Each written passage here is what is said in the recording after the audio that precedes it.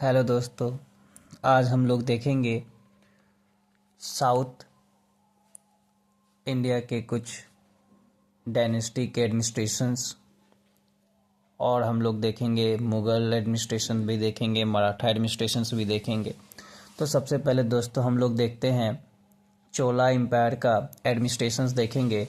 तो ये central group में बटे हुए थे। इनका हम सेंट्रल पावर देखेंगे, प्रोविंशियल पावर देखेंगे और लोकल बॉडीज़ भी हम लोग देखेंगे। ठीक है, तो देखिए कि जो सेंट्रल हुआ करता था, तो अगर हम लोग बात करते हैं चोला का जो हेड हुआ करता था वह था किंग हुआ करता था। इसके बाद देखिए कि उनको प्रोविंशियल्स को हम लोग 9 पार्ट्स में डिवाइड करते हैं और जिसको मंडलम्स कहा गया है।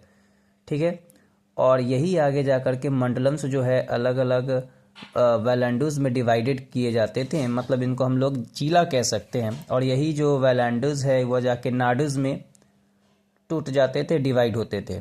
ठीक है, और लोकल बॉडीज में देखेंगे एक तो एक सभा हुआ करता था और एक उर हुआ करता था। इसी प्रकार हम लोग मुगल एडमिनिस्ट्रेशन में देखेंगे तो उनके प्रोविंशियल्स 15 सूबों में विभक्त थे, जिसका हेड कौन होता था, सूबेदार हुआ करता था। और ये देखेंगे एक सरकार हुआ करता था और परगना हुआ करता था, जो कि परगना विलेज को कहते थे और डिस्ट्रिक्ट को सरकार कहते थे। इसके बाद आप देखिएगा एडमिनिस्ट्रेशन हम लोग देखते हैं मराठास का। तो इनका एम्पायर जो है प्रांत में जो उनके प्रोविंसेस थे उनको हम लोग प्रांट्स कहते थे, और प्रांट्स आगे जाके परगना में बटे हुए करते थे, जिसको ग्रुप विलेज ग्रुप कहा जाता था। इनके 8 मिनिस्टर्स होते थे। पेशवा, सेनापति, पंडित राव, सचिव, न्यायाधीश, मजूमदार। और आप एक देखेंगे तो आपका एक आ जाएंगे दवीर और एक मंत्री थे। इनमें 2 प्रकार के टैक्सेस लगाए जाते थे।